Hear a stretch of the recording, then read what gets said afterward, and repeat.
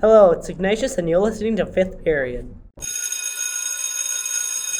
Hello everyone, and welcome back to Fifth Period, the film podcast hosted by a media teacher, where each week I'll dive oh so deep into a movie that has been shown at our school film club. And I'll either break down how great it is, or just break down in general if it ends up being another Tim Burton remake. My name is Mr. Brown, and apologies, but there is clearly still a residual sour taste in my mouth from last week's selection. For anyone who missed the first episode of 2024, head on over to my channel to catch up and hear all the lovely things I had to say about Alice in Wonderland. But for now, we are moving on to bigger and much better things. Yes, that's right, follow the sounds of those haunting tribal drums, roll the dice, and keep your therapist on speed dial, because things are about to get traumatic up in here, with today's 1995 classic, Jumanji. In addition to the film play-by-play, I will also be doing a student appreciation and be rejoined by Mr. Boylan to talk Tantalising Trailers and a brand new segment. So if the suspense is just too much for you, I'll leave time codes in the description below so you can skip ahead at any time. Our student appreciation today goes out to Ignatius. Now, I teach Ignatius for Year 7 Media, and I was super glad that he was keen to come along to Film Club.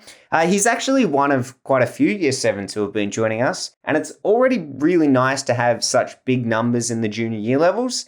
I mean, it's not uncommon, especially early on, for new students to be a little bit standoffish about joining school clubs. I mean, especially if there are big senior club members that kind of dominate those groups, but everyone seems to get along really well, and it's awesome that they've got the confidence to come along so early and watch and just chat films with everyone. Now, Ignatius not only did the intro for today, but also selected the film, and what a choice it was. It was actually his brother Baz who suggested Zathura last year, so I'm expecting several more siblings coming through the ranks to finish off the entire Jumanji series in future. Thanks heaps, Ignatius. Alrighty, let's jump in. I got so excited as soon as the film started. The music immediately gave me those creepy vibes right off the bat, and simultaneously got me a little bit nostalgic.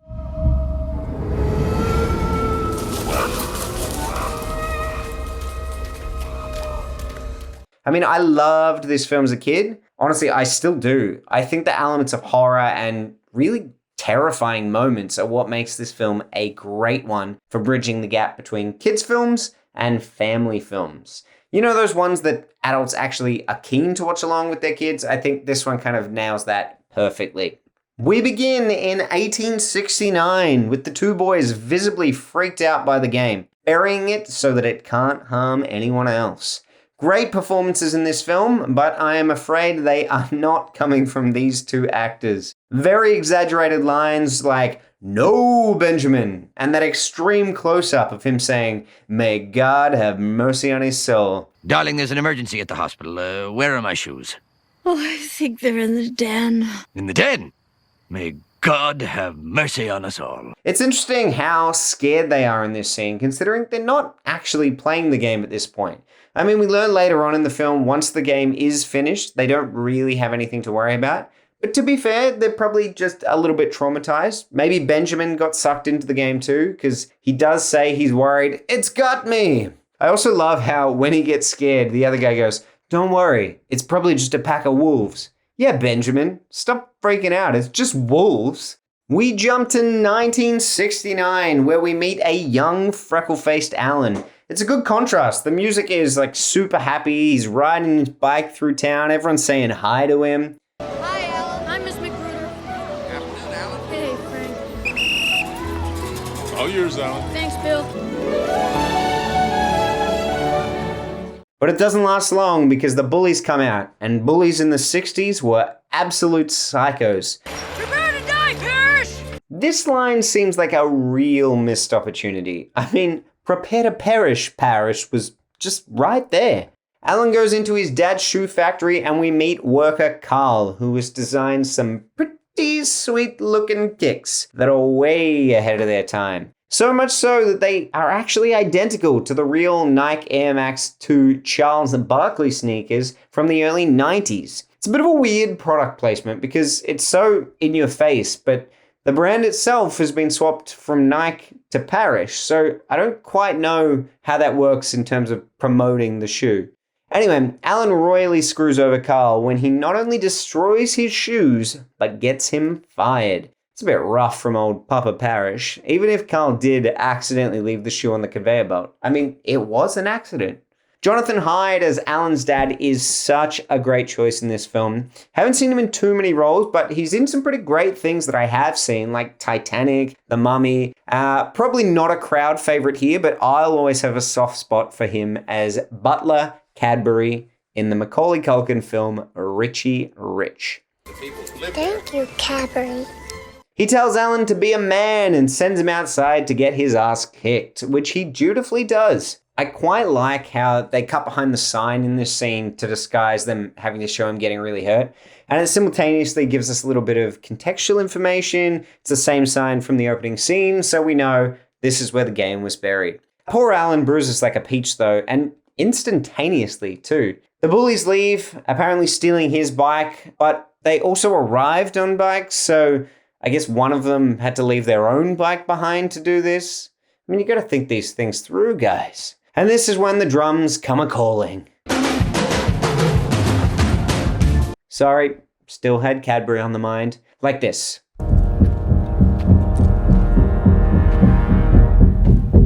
Alan follows the sound, finds and pretty impressively rips a giant chest out of the wall of a construction site. A guy just lets him do it too. Watching on, just like, alright, whatever. I must say, the design of the game is just so cool. I was really wanting one of these when I was a kid. Not the crummy ones you can get these days. Now it's just like a cardboard standard board game kind of box. But I feel like they used to have them and they were almost like prop replicas from the film. It was very cool. Anyway, Alan heads home and his mum and dad chat to him about Cliffside School for Boys. He resents being sent away because he's already given quite a hard time for being the rich kid. Just wait till I'm living in a building named after me. I mean, the poor guy. It's got to be really, really tough for him being so rich. He and his dad get into a huge fight about it, and Alan's parents head off to their big event with animosity in the air. As they're leaving, there's actually a really cool split focus shot where we see Alan in the foreground, but his parents are walking out the door in the background, and they're in shot, but everything else is kind of blurred and out of focus. So I love it. Always love a good split focus. So Alan packs up to run away. You know, just the essentials, clothes, bread, a board game. Before he can leave though, Sarah turns up and they decide to put everything on hold and play Jumanji. I love how excited Alan is by this. I mean, to be fair, the reality of the game is very exciting, but based on what he knows so far, it's just your run-of-the-mill standard kind of board game. It looks very mundane, but he gets all like giddy about it. Something that's done really well in this scene is the point of view shot from the game itself. It's kind of like the board is a character in itself watching them play. It even has this fisheye lens quality to it to emulate the glass dome in the center of the board. Kind of looks like a 90s hip-hop video is about to break out. For the first roll of the game, we get the bats, but they don't come out right away. They stay hidden for their big moment at the end of the scene. Those bats and their dramatic timing. Then an accidental second roll gets Alan sucked into the game. There is a great line where Alan says, "The game thinks I rolled." And Sarah goes, "What do you mean the game thinks?" It's just a really cool way of once again pointing out that the game is like a character in itself, making decisions. Now, it's a little bit janky, this effect, right at the beginning, but then instantly it gets way better. And I love the effect of him kind of getting sucked in and it's like smoke swirling around. They're all screaming their heads off. Good screams too, actually, from both of the kids in this scene. That's when the bats go, "Alrighty, boys, this is our big moment." The bats look good too, even in the hilarious close-up of the one that kind of lands on Sarah's back. And it's almost like it gets shocked when she gets shocked. It's very good. But the effects team for the film was Industrial Light and Magic, the same people that did Jurassic Park. But this was only 2 years later and had way more interaction between the creatures and the world. So like Jurassic Park, it was kind of a combination of things, but what made it work so well was that anytime they actually used visual effects, there was practical effects involved underneath, and they would kind of layer the two together. So every scene that involved CGI did so by putting it over the top of some practical things that they already had on set that day. As Sarah runs out the door, we get a beautiful dissolve to 26 years later. Nice dissolve. This is one of my favorite parts of the film, how they are able to age up the sets and show us all the things that we were introduced to in the opening, but now, obviously, 26 years later. It's done super, super well. So we meet Aunt Nora and her niece and nephew, Judy and Peter. She does a great job of delivering exposition about their parents dying in this scene by explaining to the realtor what has happened. It's a really good intro to the characters, though, with Kirsten Dunst lying about her parents' death to screw with that lady, and Aunt Nora just kind of sweeping in to basically say, don't listen to her, she's full of shit. Peter goes to put something up in the attic so that they can all have ice cream and bourbon, and he sees a leftover bat from 26 years ago. I'm going to Motel 6. These kinds of sarcastic comments from Judy are great. Motel 6 was well known for being cheap, with the name actually coming from the fact that it used to be a $6 a night, I believe, to stay. They get a little bit showboaty with their dissolve transitions here because they deliver yet another one unnecessarily just to show it changing to the next morning. It's a little bit odd. I don't know why it couldn't have just cut to the next scene, but they had to do it the fancy way. The Bat Exterminator comes to the house, played by James Handy, who was actually also in the film Arachnophobia, so clearly has a bit of a thing for hunting down pests.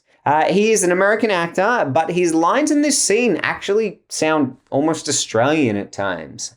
I wouldn't want to live in a house where someone was murdered.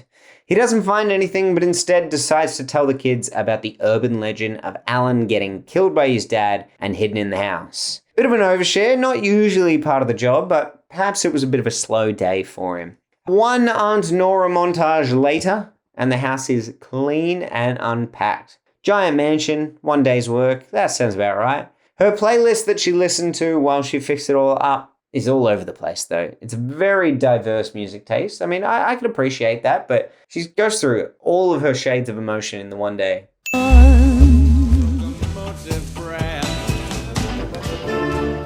Without pathological lies to heal his grief like his sister, Peter is mute to everyone except Judy. The two of them hear the drums and decide to skip school to follow the sound.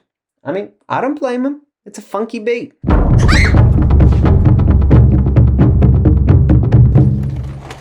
They find the game, and when the pieces magically stick to the board, Judy says, it has to be microchips or something. What is she talking about? I mean, at least back in the 60s, Alan said it had to be magnets or something. I mean, that makes way more sense. How are microchips going to get it to stick to the board? Roll 3 is the mosquitoes, but they are huge. You'd need some industrial strength mortine to take care of those bad boys. It is odd, though, because all the other things that come out of the game are just regular-sized animals you might actually find in the jungle. But these ones they decided to make massive. Judy takes care of them, though, with a tennis racket, smacking them out the window. Game, set, and match. Then after all that, Peter decides to roll again, like an idiot. Roll 4 of those damn dirty apes. Lots of fun, but probably the jankiest CGI effect in the film. They decide to continue playing when they realize it'll make everything go away. And Judy says, let's just get this done quickly. I mean, it's a great idea. Just rapidly roll the dice over and over again. They could smash through it before any of the consequences even show up. But it's not how it plays out. I mean, for the rest of the film, they roll the dice and then they patiently wait to battle whatever comes out of the game. She also says in this scene that there is no skill involved, which I guess is true for most dice games, but this one has life-threatening events, so there's definitely a little bit of skill involved to survive that. Roll 5, because Peter gets a double roll, is the lion. But also, because Peter rolled the number 5, he brings back Alan, who has been in the jungle for 26 years, working on his sarcastic wit the entire time, no doubt. He fights off the lion and locks it in Aunt Nora's bedroom. The lion looks rad too.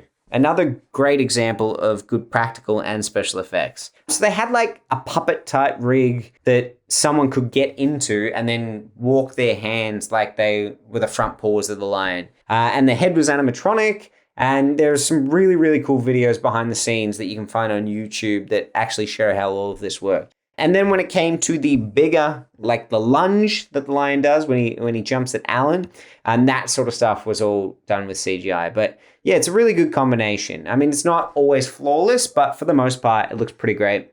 Alan is pretty psyched to be home, giving out unsolicited hugs to everyone. When he realizes his folks don't live there though, he runs out into the street, and we meet a grown-up Carl who has become a cop because he never got that sweet, sweet sneaker money. I actually think Carl might be one of my favorite characters in the film. Like, he's good fun. Alan does himself no favors by acting insane, but Carl can't focus on that because some monkeys steal his car and he has to chase them down the street. He's wearing white socks with black shoes. It's very Michael Jackson, but it's a big fashion faux pas. Surely he knows not to do that. Alan runs through town, which, to be honest, is a real dump compared to the opening sequence. Nice, safe neighborhood you brought your kids to, Aunt Nora. Jeez. He goes to the old shoe factory again, and it's awesome how they've aged it up, especially the outside. I got to imagine that's been done digitally, but it looks great. Really, really good. Alan finds out that his dad loves him from old Hobo Joe, who very insensitively insinuates that they are still alive by saying he sees them now and then. Of course, he is in fact referring to their graves, but, don't clarify that for the kid. Get his hopes up, that's fine. The kids bond with Alan over dead parents, and as they head home, they spot their realtor in an accident. I actually genuinely never realized that this was the same person who comes into their house in the earlier scene in the film. Like, it's not subtle. I don't think they're trying to hide it. I don't know how I've missed it, like the amount of times I've seen this movie. But yeah, just something I never caught on. She has been attacked by a giant mosquito and she gets taken away in the ambulance. So they have to hide in her car for safety. And this is a pretty fun scene too. Robin Williams keeps kind of trying to reassure the kids, and literally everything he says immediately gets contradicted by the mosquito afterwards. They, oh no, they can't break through the glass, and then immediately it breaks through the glass. It's very fun. So they drive back to the house, and the kids try to convince him to play the game, since they have accidentally joined as players 3 and 4 of the game he started 26 years ago. He's not keen though, but after a quick shave, they manage to convince him by using reverse psychology, really targeting his ego. Also, that sharp wit of his comes out again when Judy questions his shaving ability, and he responds, "What happened to you? The Clamperts have a yard sale?" Referring to the family from Beverly Hillbillies, a reference that was completely lost on me as a kid, so probably lost on quite a few of our listeners as well. He agrees to play, but it is not his turn. It's Sarah Whittles. They go to her old house, but psychic Madame Serena lives there now. Peter gets a great line in this scene too. Maybe she'll know where Sarah went. Of course she'll know where Sarah went. She's a psychic. So it turns out Madame Serena and Sarah are one and the same, but understandably traumatized by the events, she isn't keen to play the game again. Her phone call to her therapist after they kind of kidnap her is so great. That event we've been discussing for a long time now, the one that didn't really happen. Oh boy, I'm having an episode here today with the little boy that didn't really disappear. I'm sitting in his living room drinking lemonade. Robin Williams tricks her into rolling and gives the great evil laugh. Sarah gets some great lines in this film too, and I don't know that I used to appreciate them. One I had never ever noticed before, but she says it's so good in this moment. She goes, "I think of all the energy I spent visualizing you as a radiant spirit." It's brilliant. Roll 6 is up next, and it is the deadly plants. They grab Peter, but Alan slices him up with a sword. We cut to Carl lamenting his destroyed car. Oh my God! My car. Oh, my car. This is a reoccurring gag throughout the film that it just keeps giving. I mean, every scene he is in, something worse happens to his car. It's quality. So Sarah tries to explain how her last 26 years have been just as bad as Alan's. And look, I know she's a little bit traumatized, but he's been trapped in the jungle, so I think he wins. They all agree to keep playing until it's done, and Alan plays the 7th role, summoning Van Pelt the Hunter, who is also played by Jonathan Hyde. I quite like this as a metaphor, with his dad encouraging him to be a man and fight in the opening sequence. It makes sense for him to now come in and be like challenging him to a duel. I actually didn't realize that the sequels to this, the ones that are in the video game style with The Rock, they still have Van Pelt as the villain. Obviously looking very different, played by a different actor, but yeah, the character's name is still Van Pelt, which I thought was an interesting detail. He chases Alan out into the street and then, of course, can't catch Alan, so he just shoots up Carl's car. Man, I don't believe this. Brilliant. Alan returns to the house and has some quality banter with Sarah.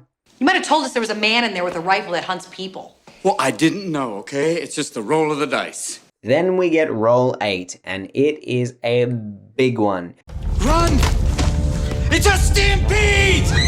They actually did build the 3 rhino bust covered in like a blue screen type material, and then they just like rammed it straight through the bookcase for the shot. It's pretty awesome. There's a great interview too with Robin Williams joking about having real animals on set with him during that. There's a full animal stampede. It was an open call that day, so we had elephants, rhinos, zebras, a couple of wombats.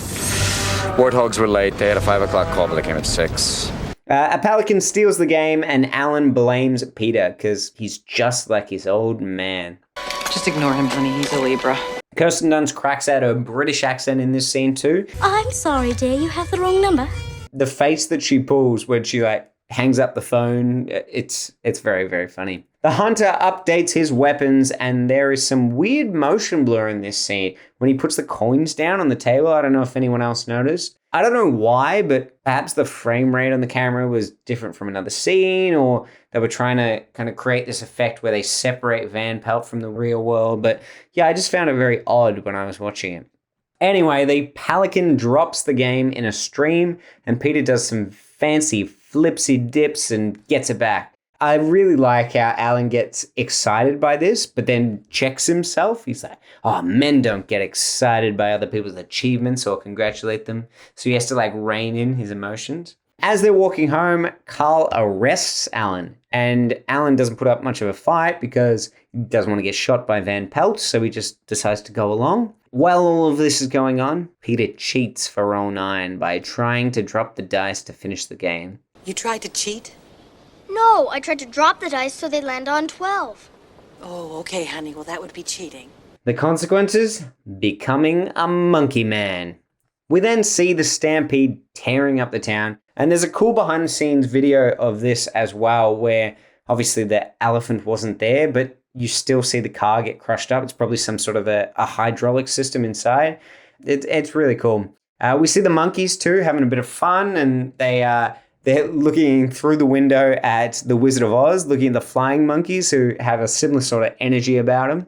Van Pelt steals the game off the kids and Sarah and tries to kidnap Sarah with the great line, "Don't move or I'll blow your blinking brains out." But he's no match for a price check gun.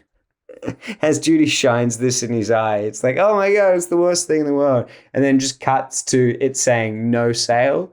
It's such an unnecessary cut, but I still think it's fun. Alan tells Carl who he is, and as a result, Carl lets him go, but that's not enough for Alan, so he cuffs him to his own police car and throws the keys away. Immediately afterwards, finding out that Sarah and the kids are in trouble via the radio, so that leads to them kind of being all twisted and tangled up, driving to the store to save them. I think the store's called Sir Saves-A-Lot from memory, but yeah, it's an amusing way to have them kind of like reached up and all entangled in the front of the car. Not that the others even really needed help though. I mean, they've gone all MacGyver at the department store, rigging up super slippery green goo and oxygen-propelled canoes.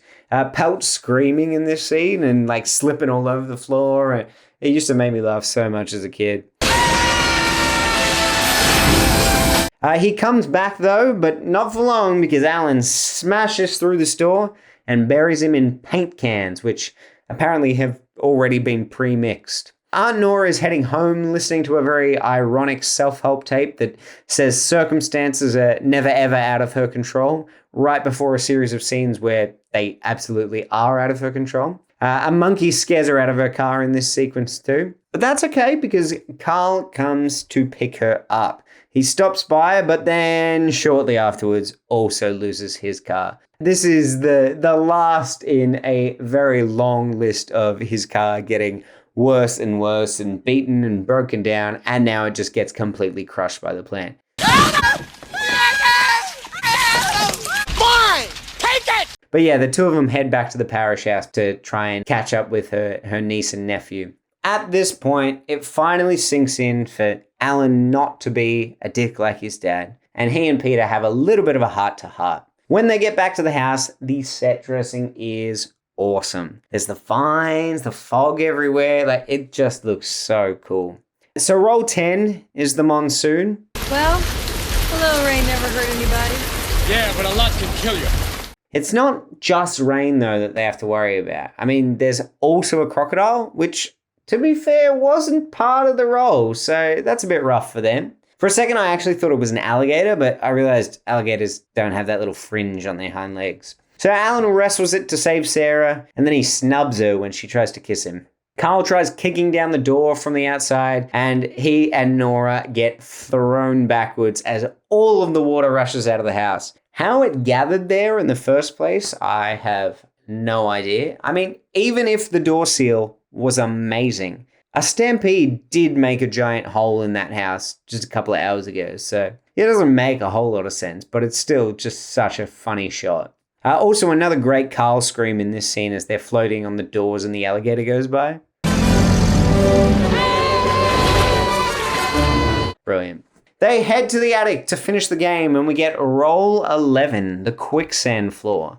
Robin Williams yelling at them in this sequence as they're trying to pull him out, but the things keep breaking. Stop giving me things that come apart. Judy makes the floor solid again with roll 12, trapping both Sarah and Alan in the floorboards. Oh, thank you, Judy. Thank you. That was very quick thinking. Sarah and I would like to get out of the floor, so it's your turn, Peter. Roll 13 is giant spiders. And I guess I was wrong earlier when I said the thing about the mosquitoes because they weren't the only creatures that weren't normal size, but the spiders are rad. They look super creepy and yeah, really, really cool. What's that? What is it? Nothing! You don't go wow for nothing! There is a great shot where Alan sees them through a broken mirror, and the mirror is broken into 8 sections, which is trying to emulate the 8 eyes that spiders have. It's a really cool kind of idea for this sequence. It works really well.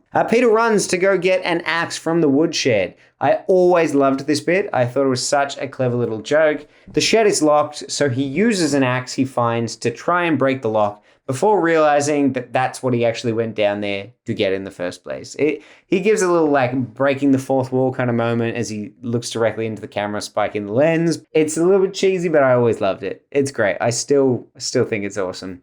Nora comes back and freaks out to see a man's legs just dangling from the ceiling. So Peter locks her in a cupboard so she doesn't get in the way.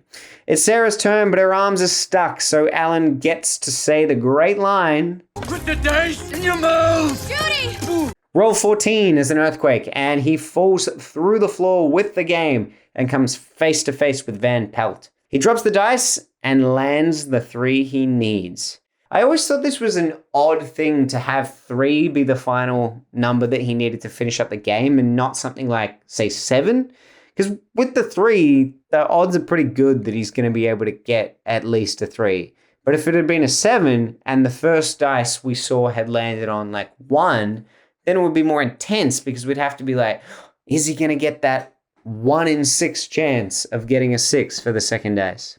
Anyway, look, I'm available if anyone would like some screenwriting tips for future reference. Everything gets sucked back into the game, finishing with Van Pelt, who really should have been the first thing that got sucked back because he was closest to the game, but then we would have missed out on that great moment where his head gets stuck inside the board.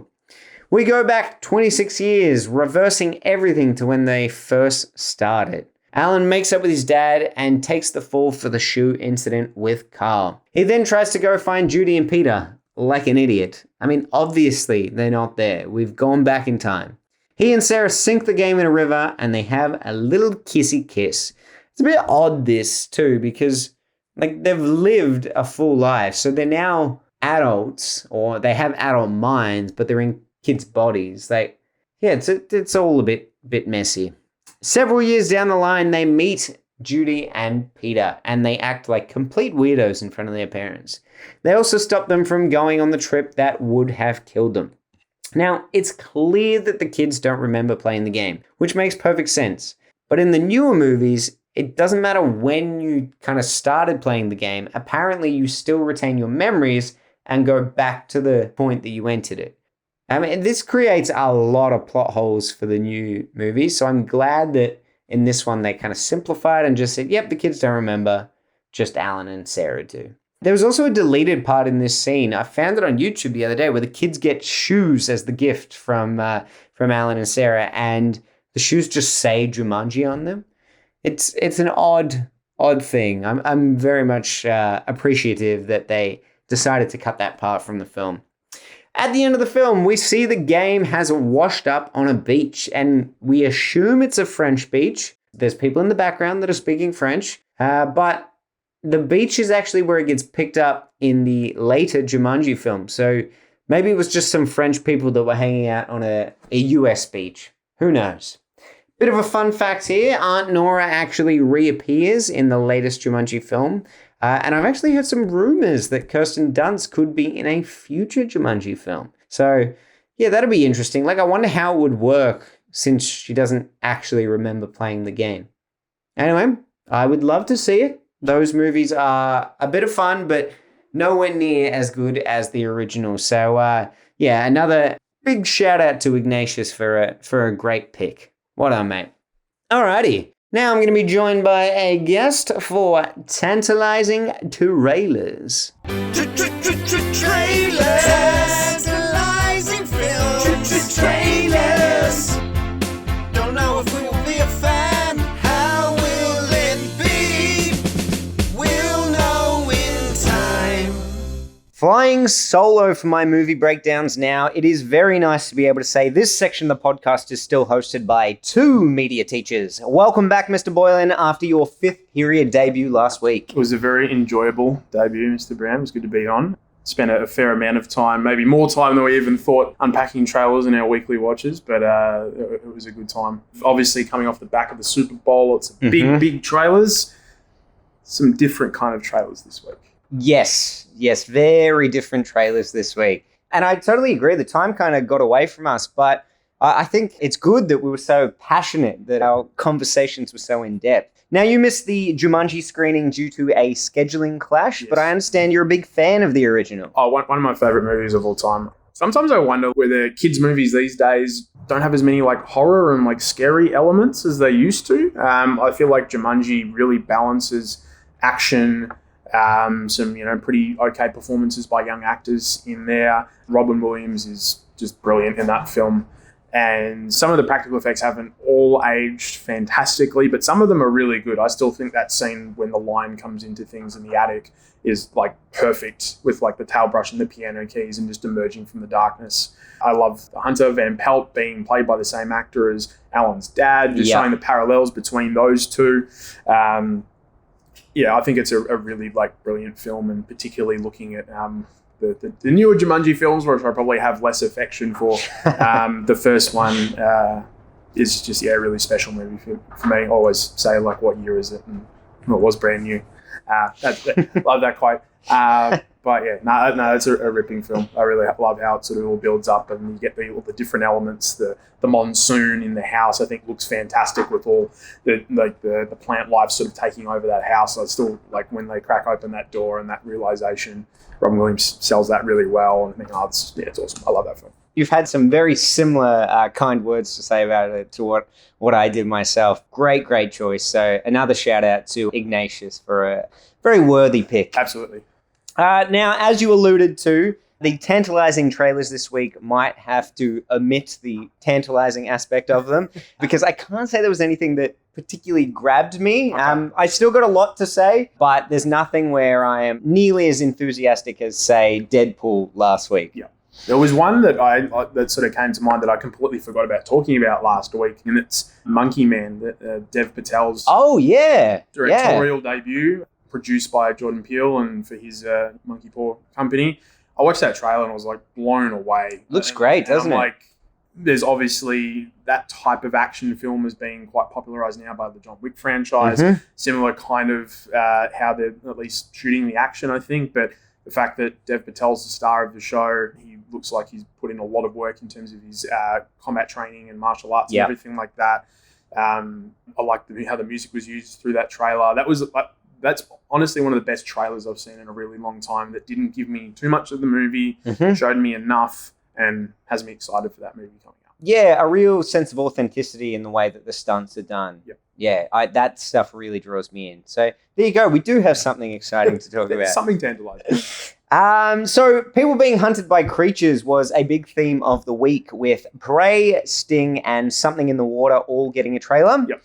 Did these appear on your list, any of these? They did, particularly Sting. I think was the one where I gravitated towards very quickly. That was the one that stood out for me for a few different reasons. Now, it's an Australian-made film, Australian cast, but set in New York, and they're all playing it with American accents. Yeah, when Ryan Corr started talking, I was like, huh. And then I looked at sort of like the production and was like, Australian. And it's a movie about a spider as well. Yeah. You feel like it should have been set in Australia, yeah. But perhaps trying to appease a wider audience, a bigger demographic. But yeah, so Silver Sun's very own Ryan Corr, or Pack to the Rafters, if you will. And of course, Better Homes and Gardens' Noni Hazelhurst. I don't know if she'll play a particularly big role, but she does appear in the trailer, so I got very excited by that. A couple of icons right there. Very regular appearance on my home screens, Better Homes and Gardens on a Friday night, so I know Noni Hazelhurst well. Yeah. And Ryan Corr's a brilliant actor. I think one of the best sort of going around from Australia at the moment. Very kind guy too. So I met him. I just saw him out. And it's ridiculous because, look, you're not placing him amongst your A-lister celebs, but I was a little bit starstruck. And a friend of mine went up and said hello, and we got a photo with him, and he's super friendly, very accommodating to people coming in and having a bit of a chat. So, that's right. Yeah. One of the things I think when I was sort of scrolling through YouTube trailers, the thumbnail for that trailer really stuck out, and it was Ryan Corr sort of trapped in the web, and I was like, that looks great. I want to watch this trailer right now. Yeah. And really good practical effects being used, which is always a big tick for me. I think it looks, quite interesting. I mean, pretty simple plot and quite a scary one at that. Is imagine having a pet spider that was astronomically growing overnight. Yep. And that's for a lot of people. A lot of people's opinion of Australia is that our spiders are actually that big. That big, yeah. And they Some might of them literally kill you. But yeah, I think the film looks fantastic. Did you catch the less than subtle nod to Charlotte as the main character? Yes. I thought they might have called the spider Charlotte or something like that. That would have made more sense. But just the main character, that's fine. One thing that I did feel was lacking from the trailer, I mean, a concept like this is inherently goofy. Yeah. And so you kind of expect elements of comedy in it, but it does look like it's being played as a straight horror. Yeah. And so when comparing to some other films that I'm a big fan of, guilty pleasure films like Arachnophobia or Eight-Legged Freaks, they always have a really campy kind of quality to it. So I do wonder if just this is the way it's being presented in the trailer, or if it will try and play it straight. Yeah, I think that would be quite interesting. I do like Arachnophobia is a classic, and sometimes a little bit of flickers of comedy and stuff through that concept. I mean, it is literally a small spider turning into a big spider that hopefully and potentially there's some comic relief characters that are providing that if Ryan Corr's not doing that, or Noni Hazelhurst, who knows. But the spider itself looks like it looks good from what they showed. I wasn't sure if the trailer was going to show much of the spider, maybe keep that a little bit for the movie itself. But what they did show looked pretty good. Yeah, it did. It really felt claustrophobic in a lot of spaces. The scene, I think, I don't know, I'm probably not the only one who's alone in having this fear, but the scene where the spider's trying to crawl inside one of the characters' mouths. Yes. Nope. That's I actually find that almost more terrifying than the giant spider. So is that right? So that one, I was like, okay, you've got me here. There's a couple of genuinely kind of scary moments in this trailer, and yeah, that's a film I'm looking forward to. Also, as well, Kaya Roach Turner is the director. His next film almost sounds more appealing than this one. Oh, it's a shark thriller set in World War II. A shark thriller set in World War II. Okay, so I've obviously said that I got a shark one on my list with something in the water, but I didn't see this other one. No. I was unpacking because I was like trying to look at sort of what Kai Roach Turner's work was sort of in the past, and drop down into news on Google. That was one of the first things come up, that it's what he's writing and directing for potentially coming up. So yeah. Yeah. Okay. So I'm like, all right, sign me up. That's so great. what's this one called? I'll have to check. Okay. I'll keep an eye out for all it. I saw was like sharks in World War II, and I saw those things. I was like, I don't need to know much more. Yeah, right. I mean, it certainly sounds more fascinating than something in the water, which looks like very, very similar to the Blake Lively film The Shallows, which I didn't mind. I didn't mind that either. Yeah, just a very familiar concept. Also, I can't remember. It was called Open Water. Yeah, it's got that vibe to it as well, with the group sort of just stranded out there. Literally an open and water. Just, yeah, essentially getting picked off one by one, I imagine, is how it'll play out. But no, the big one that stood out for me was Prey. This one is a Ryan Philippe film, or Felipe, depending on your pronunciation. A plane crashes down in Africa, and basically it's them battling both the elements and the animals. And I mean, he's got a very light skin tone, so I'd imagine the elements will probably take more of a toll on him than the lions will. As a fellow pasty person, it hurts. Yeah. Oh, look, me too, mate. Me too. You're in good company. Look, this one looks all right. It doesn't really give too much away. There seems like there's a very convoluted plot that sets up the film, but then once the plane actually crashes, perhaps that won't play into it at all, and it will just be about them surviving against the animals. Yep. But it looks like the reason that they were in the plane in the first place was because they needed to get out of the place they were in. They were already in a dangerous situation. So, yeah, I wonder if that will then come back into play later in the film, or whether it'll just be like, nah, that was just our setup to get them in this situation. Movie logic to get them, with the real predators of the film. Yeah, exactly. The thing I did enjoy about that trailer, outside of Emil Hirsch being in it, who I was usually enjoying his films, was the fact that it's not like just one creature. Like, they sort of set up multiple, like you've got lions and tigers and bears. Oh my, yeah.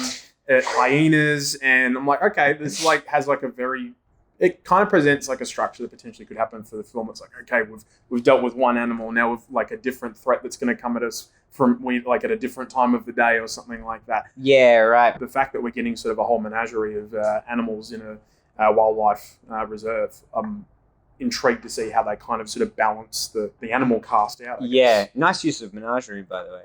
Yeah. Next up for me was a new Michael Keaton film called Knox Goes Away. Okay. Now, I believe he's also directing it. It's essentially, I think he was a hitman, or like he did some shady things in the past, and it took a bit of a toll on his relationship with his son, James Marsden. Mm-hmm. And now his son has gotten into a situation where he's accidentally killed someone, or killed someone because he was protecting his family or something. And then he goes to his dad for help, to help him kind of cover it up. Okay. But the big twist of the film, or not so much a twist, but the tricky part of the film is that his dad has just been diagnosed with a very fast-acting form of dementia. Right. So that's obviously going to play into him trying to cover up this situation, but perhaps forgetting details and things along the way. So I thought it looked like a really interesting concept. Yeah. The trailer doesn't sort of give too much away, or perhaps that's my new technique of when I get to a point in the trailer where I'm like, cool, that's enough to engage me, I stop watching. Yeah, so maybe the trailer gives everything away and I just didn't get far enough into it. But it was an interesting enough concept to grab me, and I really like Michael Keaton. I like James Marsden. I think it will be good. Yeah, I haven't seen the trailer yet. I did see it pop up, but particularly the sort of the end part, that twist that you're talking about. I mean, like up until then, stuff was like, okay, that sounds like an interesting film based purely on who's involved with it. But the fact, that dementia element is it's intriguing. I'm keen to see sort of how that will affect what's happening between the father and son, and what he's forgetting, and it'll be quite interesting. I'm looking forward to that one. The last one that I've got was a teaser trailer. The trailer for the trailer had already come out. They love doing that these days. They always do it like 24 hours before as well. Like trailer coming tomorrow. Yeah. Just be ready, and then even then, quite often that trailer has a trailer for that trailer. You know what? I'll stop saying trailer. You know what it might be though? It might be the fact that now there's a lot of kind of records being broken in terms of how many people watch the trailer on the first day. Yep. So if they give you a heads up that it's coming up, then it's going to draw more people in. And Got to then, go viral. Yeah, exactly That's right. all about. The film I'm talking about is Borderlands. So directed by Eli Roth. I'm always interested when he does things that aren't like incredibly bloody horror films, and tackling something that's a little bit different. In saying that, like, this is like it's based on a reasonably violent video game series, a game that I haven't had a lot of experience with. I played the first one in bits and pieces. I'm not a big first-person shooter fan, so sorry. Get at me in the comments, that's fine. Particularly like looter shooters where I've got to sink a lot of time into, and I'm like, no, that's not for me. But the poster intrigued me, like purely just almost like based on the cast that's involved. You've got Jack Black voicing Claptrap, which is like the little droid robot.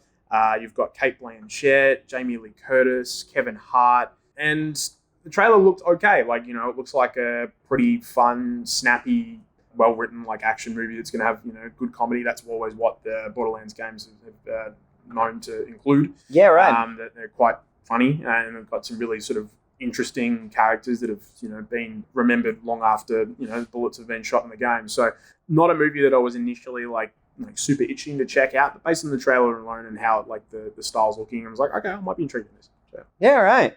It's interesting too. I've only just thought of this as you were talking about it. So you know how actors do those interviews on YouTube where they go through all the roles that they've done. I don't know if you've seen the one where Jack Black goes through his roles, and he says that he was in The Holiday with Cate Blanchett. And then he goes, oh, wait, no, it was Kate Winslet, not to be confused with any other Kate. It's just now he's going to be even more confused because he has actually done a film with both of them now. So he actually got interviewed, like, he was on the red carpet and they were asking him about Christmas movies, and he was trying to work out, like, what Christmas movie he likes.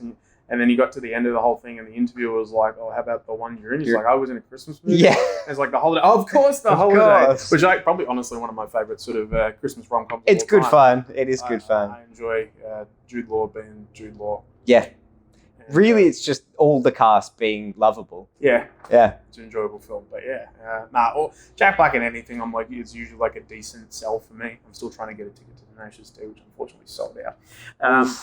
Yeah, keen to see how he goes. I mean, Claptrap's like a pretty memorable character from that series, and I think that's a good casting. Again, I don't know a heap about like the lore and the mythology of the series. I feel like I need to sink some hours into the games, maybe, or at least unpack it a little bit more to maybe appreciate the film as much as the fans would. But based on just how it looks, comedy, the action, and who's directing it, I'm intrigued. Okay, cool. Nice. I've got a couple more. I'm just going to mention a few very quickly, more for actor shout-outs. So there's one called Lousy Carter. So shout out to David Krumholtz, Bernard from the Santa Claus, if you will. He's got better credits than that, but that's the one I always go to. That's the one I know as well. Yeah. It looks like a very dry comedy. I think he finds out that he has 6 months to live. He's a bit of a deadbeat, and it's about him kind of trying to turn his life around in that time. Look, the trailer looks good mainly because he just has a presence about him. I love that Krumholtz energy. So that might be enough in itself to get me along. A film like that kind of relies on a really likable, witty character. Yep. But the other one that looked really good because of the cast, a film trailer only came out today called Daddio. Okay. So Dakota Johnson and Sean Penn, looks like the whole film is going to take place in a taxi with them on a journey. Okay. Sean Penn's driving, Dakota Johnson's in the back. And just them kind of chatting about their lives and about how they're strangers, so it doesn't really matter what they talk about. And it looks really interesting. Like, you wouldn't think, I mean, you have these bottle films like Phone Booth and Rope that don't go anywhere, but the narrative is really engrossing that it pulls you in. But this one, it's like, if you had to describe the narrative, it's just them chatting about their life. Yeah. So even that in itself is pretty interesting. It will really rely on them being incredible in the roles. And just from the trailer, it looks like they are. Like, they look really engrossing. You care about the characters already in like that brief window. Keen to at least dig a little deeper and see what it's like. Yeah, I mean, like, really fantastic actors. And I mean, those sort of films, like, if the chemistry's strong between those two characters, like, that's really what makes or breaks the film. You know, if they're able to, you know, as you said, based on the trailer, if they're playing off each other pretty well and you're interested just from that alone, I think that worth checking out. I think I do like films that are in, you know, sort of singular locations, and based on both of those, you know, actors who've got a, you know, terrific body of work, should be, you know, a good watch. Yeah, one more that I'll mention before we can move on: Sasquatch Sunset. I think it just fell out of the weekly trailer limit, so you may have seen the trailer for it. I haven't, no. This one's a big old sigh for me. It is the latest Ari Aster film, who regular listeners would know I am not a fan of. I get that a lot of people are. I understand. I know that a lot of his films have won awards. I believe this one has even already done the festival circuit and won a lot of awards. It looks like beautiful visuals, but beyond that, I see no further appeal. So it follows what looks like 4 Sasquatches around the forest as they seemingly do nothing. So you've got some pretty big name actors too playing the Sasquatches who have no lines, and their performance is inhibited by the big Sasquatch suits that they're wearing. So interesting choice to take on a role like that. But look, there might be plot twists and turns, but based on what I've seen in the trailer, it doesn't appear to be going anywhere. It looks like a glorified nature documentary. So yeah, I've just looked at a GIF from the trailer and I'm like, okay. I mean, it's got Jesse Eisenberg in it too. As a Sasquatch. Yes, obviously. If he's not sort of smart talking and Being Jesse Eisenberg, what is the appeal of even getting him? They could have got nobodies to play these roles. What's the thing? I wonder if they start talking like eventually in the They film? evolve, perhaps? Maybe that's Maybe. what's happening. I mean, I feel I'll like that's never a waste know of- because You're not I gonna won't go see it. But I'll have to go and I'll let you know. You can volunteer as confirm if tribute. They spoke or not. I wouldn't say I love Ari Aster's films. I really enjoy Midsummer. I love that film. Hereditary, I watched it after sort of all the hype because I hadn't got around to watching it. Actually, both of these films I've only seen in the last 2 years. So Okay, right. Look, I was a latecomer to both of them as well, and mainly because they didn't appeal to me, but people kept telling me how amazing they were.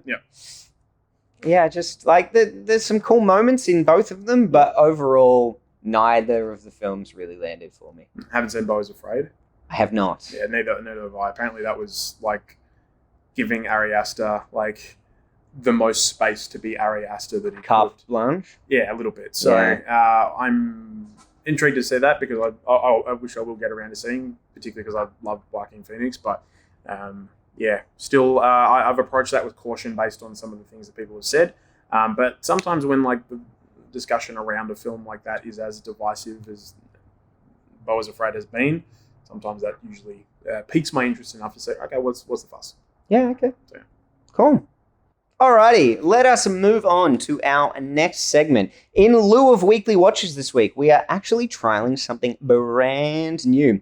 It is called Movie Mashups, and I am yet to record the intro for it, but in the event that I get around to it before this episode goes out, I will insert it right here. They did the mash. They did the movie mash. The movie mash. It's like a plot theme smash. They did the mash. It might turn out trash. They did the mash. They did the movie mash. So, essentially, how this works is that Mr. Boylan and I will take it in turns to read out pitches for existing movies, but they will have a slight twist to them based on the theme of the week. The goal is for the other person to guess the new mashup title of the movie with the combined plot of the two things. Now, it may be a complete disaster, but we're going to have fun with it anyway, and hopefully listeners will too, playing along.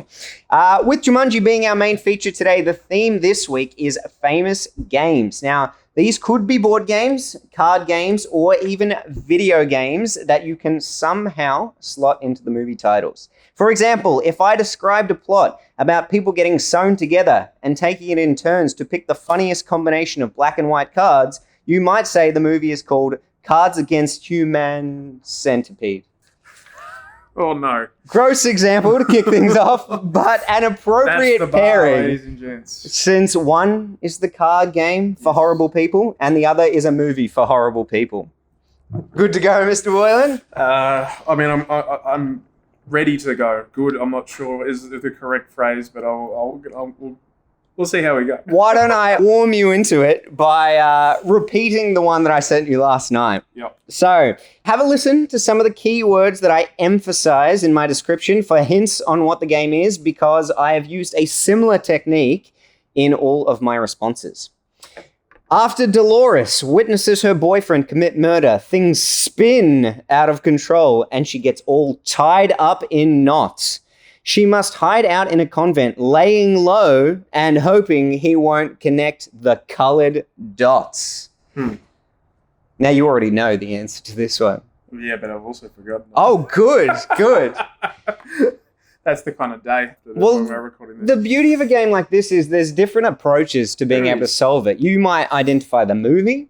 You might identify the game. The game part, I feel like, is reasonably self-explanatory. Yeah? Because I've looked at the spinner, Mm-hmm. the coloured dots. Yes. And I've gone towards something that has recently got a new sequel that we talked about last week. That's it. And that's Twister. Twister, yes. So what film is focused around someone who sees her boyfriend commit a murder and then has to hide out in a convent as Sister Mary Clarence, teaching all of the other nuns to sing? Mr. Brown, would the answer be Twister Act? There it is, Twister Act. I need like a soundbite that's like, you've been ponderstruck. Yes, you do. I'll have a very busy weekend making lots of audio clips. Alrighty, hit me. This one's like, I feel like a pretty okay one to get, and considering the movie and the game share some pretty distinct parallels. Oh, all right. I like that. So, in a cold, dark space, an alien life form inhabits its crewmates who are unsure of who they can trust, believe, or identify amongst their brightly coloured crew. Ooh, is it that one with Sam Neill in it? No.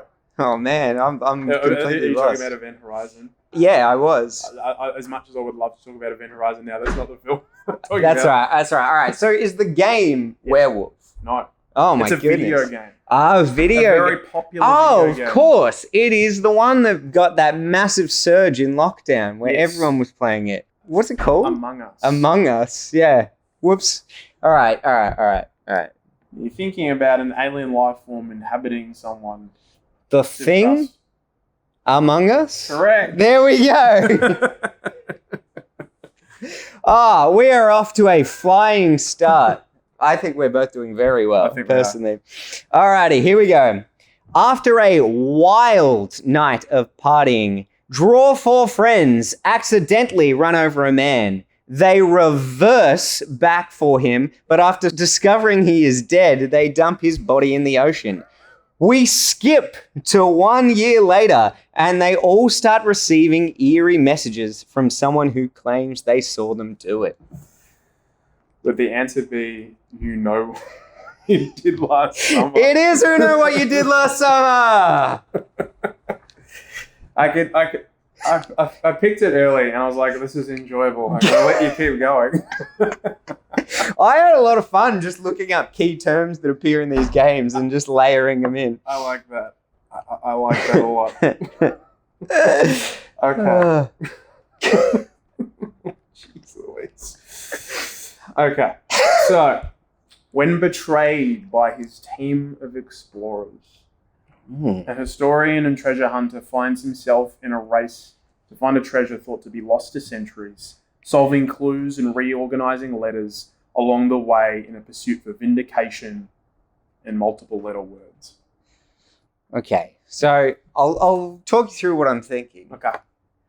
I'm looking at something like a National Treasure kind of film. Not just like a National Treasure film. Yeah, but my link to the game is Scrabble.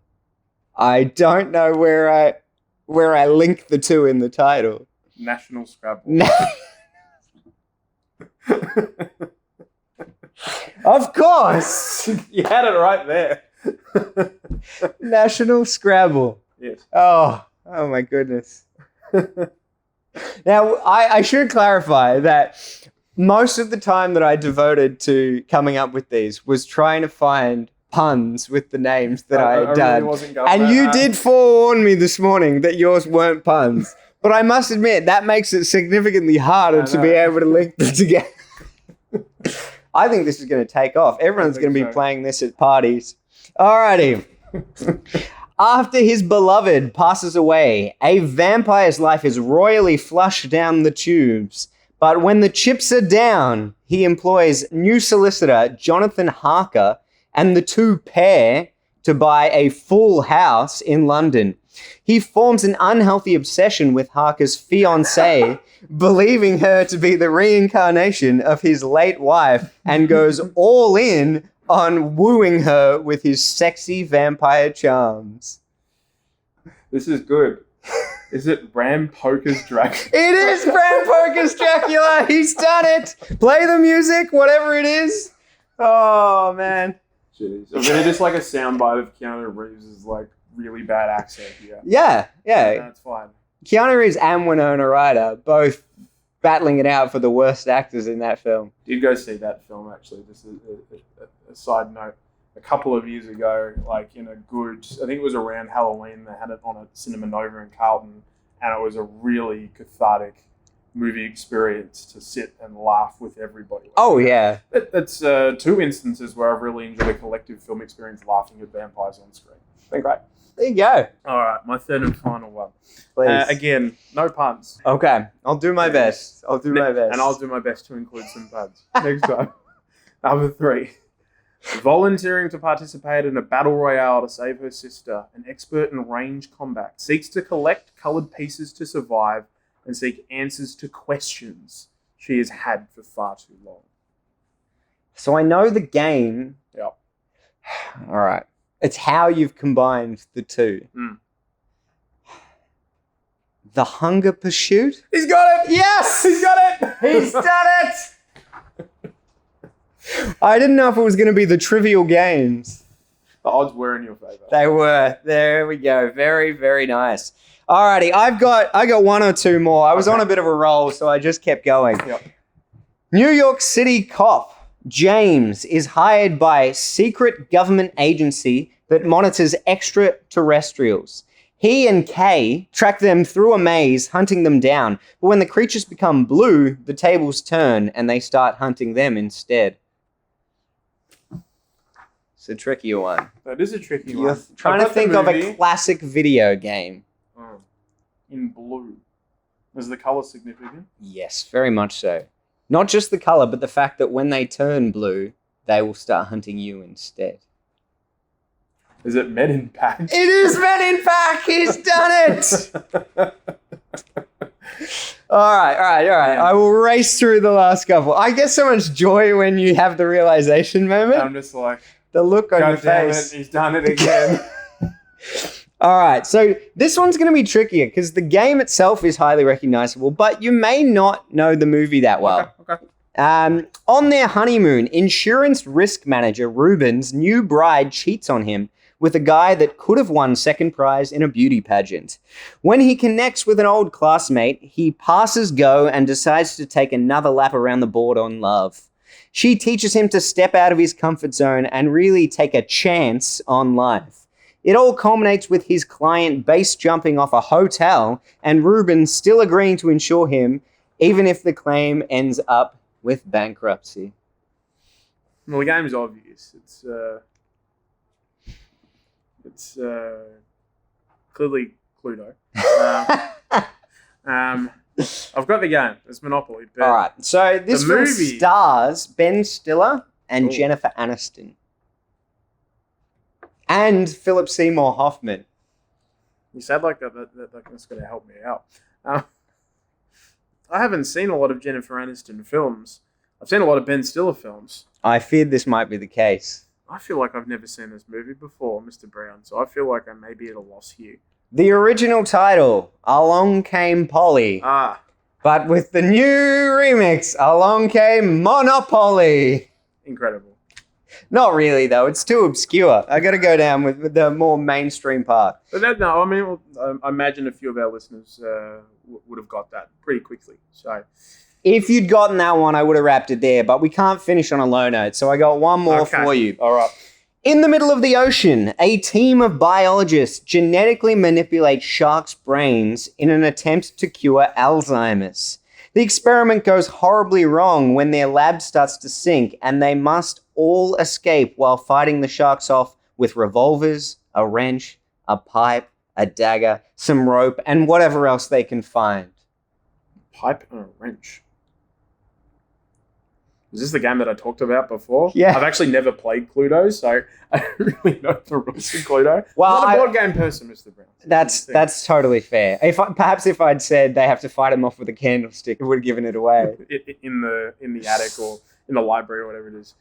Is the answer Deep Cluedo C? It's just Deep Clue C. Oh, Deep I was Blue going Sea, with the okay. American pronunciation Deep of Blue the game. Sea. I love Deep it. Clue C. Deep Blue Sea. Fantastic film. Oh, great film. And LL Cool J doing that song Deeper, Bluer. My head is like a shark's fin. Oh, amazing. Some of his So best good. work.